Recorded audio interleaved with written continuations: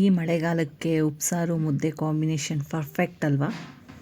Hi hello ಎಲ್ರಿಗೂ ನಮಸ್ಕಾರ, welcome back to my channel. ಇವತ್ತು ಮಾಡೋಣ ಉಪ್ಸಾರು ರಾಗಿ ಮುದ್ದೆ. ಬನ್ನಿ ಹೇಗೆ ಮಾಡೋದು ಅಂತ ತೋರಿಸ್ಕೊಡ್ತೀನಿ. ಮೊದಲಿಗೆ ಕಾಳು ಮತ್ತು ತರಕಾರಿ ಏನಿದೆ ಅದನ್ನ ಬೇಯಿಸ್ಕೊಳ್ಳೋಣ.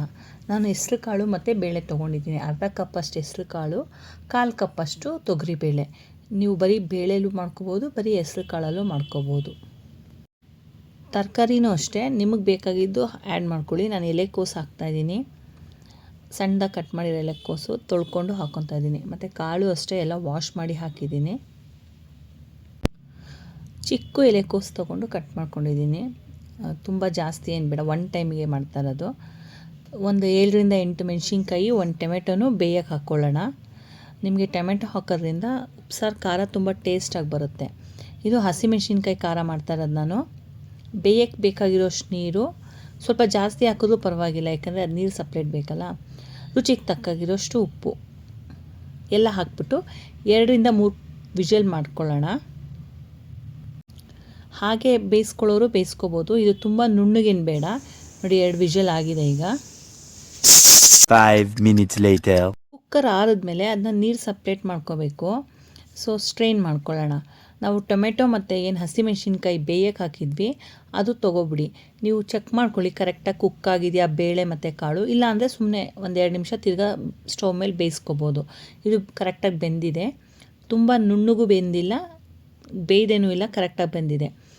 ಹಸಿಮೆಣ್ಸಿನ್ಕಾಯಿ ಮತ್ತು ಟೊಮೆಟೊ ಸಪ್ರೇಟ್ ಮಾಡ್ಕೊಂಬಿಟ್ಟು ಸ್ವಲ್ಪ ಕಾಳು ತೊಗೋಬೇಕು. ಉಪ್ಸಾರು ಖಾರಕ್ಕೆ ಬೇಕಾಗತ್ತೆ, ಬಿಸಿ ಇರುತ್ತೆ. ಸೊ ನೋಡಿಕೊಂಡು ಇದು ಮಾಡ್ಕೊಳ್ಳಿ ತೆಕ್ಕೊಳ್ಳೋವಾಗ. ಇಲ್ಲ ಸ್ಟ್ರೈನ್ ಮಾಡಿದ್ಮೇಲೂ ತೊಗೋಬೋದು.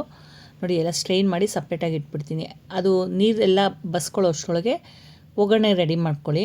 2 ಸ್ಪೂನಷ್ಟು ಎಣ್ಣೆ, ಸಾಸಿವೆ, ಈರುಳ್ಳಿ, ಕರಿಬೇವಿನ ಸೊಪ್ಪು ಮತ್ತು ಒಣಮೆಣ್ಸಿನ್ಕಾಯಿ ಹಾಕ್ಕೊಂಡು ಒಗ್ಗರಣೆ ಮಾಡ್ಕೊತಾ ಇದ್ದೀನಿ. ಯಾಕಂದರೆ ಖಾರ ರುಬ್ಕೊಳ್ಳೋಕ್ಕೆ ಅದು ಕಾಳೆಲ್ಲ ಸ್ವಲ್ಪ ಆರಬೇಕು, ಹಸಿಮೆಣ್ಸಿನ್ಕಾಯಿ ಕಾಳೆಲ್ಲ, ಇಲ್ಲಾಂದರೆ ಮಿಕ್ಸಿಲಿ ರುಬ್ಬೋಕ್ಕಾಗಲ್ಲ. ನೋಡಿ ಇದು ಒಗ್ಗರಣೆ, ಈರುಳ್ಳಿ ಮತ್ತು ಒಣಮೆಣ್ಸಿನ್ಕಾಯಿ ಬೆಂದಿದೆ. ನಾವೇನು ಸ್ಟ್ರೈನ್ ಮಾಡಿ ಇಟ್ಕೊಂಡಿದ್ವಿ ಕಾಳು ಸಪ್ರೇಟಾಗಿ, ಅದನ್ನೂ ಹಾಕ್ಕೊಂಡು ಅದರಲ್ಲಿ ನೀರಿರೋ ಅಂಶ ಎಲ್ಲ ಹೀರ್ಕೊಳ್ಳೋ ಅಷ್ಟು ಫ್ರೈ ಮಾಡ್ಕೋಬೇಕಾಗತ್ತೆ. ಒಂದು 5 ನಿಮಿಷ ಸಾಕು. ಇದಕ್ಕೆ ಕೊತ್ತಂಬರಿ ಸೊಪ್ಪು ಮತ್ತು ಕಾಯಿ ತುರಿ 2 ಹಾಕ್ಕೋಬೋದು. ಆಪ್ಷನ್ನು, ಬೇಕಿದ್ದರೆ ಹಾಕ್ಕೋಬೋದು, ಇಲ್ಲಾಂದರೆ ಇಲ್ಲ. ನಾನು ಇದಕ್ಕೆ ಹಾಕ್ಕೊಂಡಿಲ್ಲ, ಹಾಕ್ಕೊಂಡ್ರೆ ಚೆನ್ನಾಗಿರುತ್ತೆ. ಉಪ್ಸಾರು ಖಾರಕ್ಕೆ ಹುಣಸೆಹಣ್ಣು, ಬೆಳ್ಳುಳ್ಳಿ, ಮೆಣಸು, ಕೊತ್ತಂಬರಿ ಸೊಪ್ಪು, ಕಾಳು ಮತ್ತು ಟೊಮೆಟೊ ಮತ್ತು ಏನು ನಾವು ತೆಗೆದಿಟ್ಟಿದ್ವಲ್ಲ ಹಸಿಮೆಣ್ಸಿನ್ಕಾಯಿ, ಅವನ್ನೆಲ್ಲ ಹಾಕ್ಕೊಂಡು ರುಬ್ಕೋಬೇಕು. ಕೊತ್ತಂಬರಿ ಸೊಪ್ಪನ್ನ ಮೊದಲೇ ಹಾಕ್ಕೋಬೇಡಿ, ಲಾಸ್ಟ್ಗೆ ಹಾಕ್ಕೊಳ್ಳಿ, ಸ್ವಲ್ಪ ಫ್ಲೇವರ್ ಚೆನ್ನಾಗಿ ಬರುತ್ತೆ. ರುಚಿಗೆ ತಕ್ಕಷ್ಟು ಉಪ್ಪನ್ನು ಹಾಕ್ಕೋಬೇಕು. ಹಾಕ್ಕೊಂಡು ತುಂಬ ನೀಟಾಗಿ ನುಣ್ಣಗೆ ರುಬ್ಕೋಬೇಕು. ನೋಡಿ ನಾನು ಟೊಮೆಟೊ ಬೆಂದಿರೋದು ಎತ್ತಿಕೊಂಡಿದ್ನಲ್ಲ, ಹಸಿಮೆಣ್ಸಿನ್ಕಾಯಿ, ಟೊಮೆಟೊ ಮತ್ತು ಕಾಳು, ಅದು 3 ಕುಕ್ ಆಗಿರೋದು, ಮಿಕ್ಕಿದೆಲ್ಲ ಹಸಿದು, ಅದನ್ನ ಎಲ್ಲ ಹಾಕ್ಕೊಂಡು ರುಬ್ಕೊತಾ ಇದ್ದೀನಿ. ಈ ಊರ ಕಡೆ ಆದರೆ ಒಳ್ಕಲ್ಲಲ್ಲಿ ರುಬ್ಬೋರು ಒಂದೊಂದೇ ಹಾಕ್ಕೊಂಡು ಸವದಂಗೆ ಹಾಕ್ಕೊತಾರೆ. ನಮ್ಗೆ ಹಂಗಾಗಲ್ವಲ್ಲ, ಅದಕ್ಕೆ ಕೊತ್ತಂಬರಿ ಸೊಪ್ಪು ಒಂದು ಲಾಸ್ಟಿಗೆ ಹಾಕ್ಕೊತೀನಿ. ನೋಡಿ ಆಯಿತು, ಉಪ್ಸಾರು ಖಾರ ಸಪ್ರೇಟ್ ಆಯಿತು.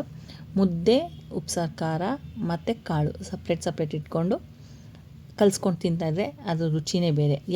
ಯಾರಿಗೆಲ್ಲ ಈ ವಿಡಿಯೋ ಇಷ್ಟ ಆಗಿದೆ ಲೈಕ್ ಮಾಡಿ, ಶೇರ್ ಮಾಡಿ, ಸಬ್ಸ್ಕ್ರೈಬ್ ಮಾಡಿ ಮತ್ತು ಕಮೆಂಟ್ ಮಾಡಿ. ಹೀಗೆ ಸಪೋರ್ಟ್ ಮಾಡ್ತಾರೆ. Thank you for watching.